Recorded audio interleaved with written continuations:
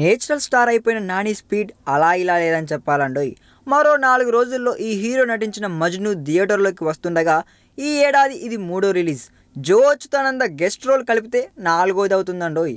ఇప్పటికే మజ్నుపై అంచనాలు తారాస్థాయిలో ఉండగా సక్సెస్ విషయంలో నాని కూడా చాలా కాన్ఫిడెంట్గా ఉన్నాడు. 2016లోనే మరో సినిమా నేను లోకల్ని కూడా విడుదల చేసే ఛాన్స్ ఉండగా తన డ్రీమ్ రోల్ ఏంటో ఇప్పుడు రివీల్ చేశాడండి నాని.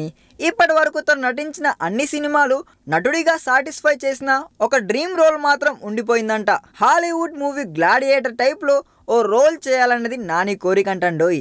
ఈ విషయాన్ని స్వయంగా చెప్పేసిన నాని గతంలో తాను ఈ మాట చెబితే అందరూ నవ్వేసేవారని, కానీ ఇప్పుడు బాహుబలి అండ్ రాజమౌళి పుణ్యమా అని ఆ పరిస్థితి లేదని చెప్తున్నాడు. తీయగలిగే సత్తా ఉంటే తెలుగులో వార్ బేస్డ్గా నడిచే సినిమాలకు ఏ రేంజ్ డిమాండ్ ఉంటుందో బాహుబలి ప్రూవ్ చేసిందని నాని చెబుతున్నాడు. తన డ్రీమ్ రోల్ను కూడా ఏదో ఒక రోజున చేసే ఛాన్స్ వస్తుందని నమ్మకంగా చెప్తున్న ఈ నేచురల్ స్టార్ని చూసి వార్ నాయనో అనుకునే బదులు వార్ నాని ఓయ్ అనుకుంటున్నారు చాలామంది.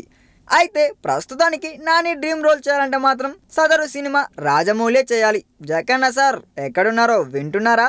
నెక్స్ట్ సినిమా అంట మనోడితో గ్లాడియేటర్ పాత్రలో చేయిస్తారా?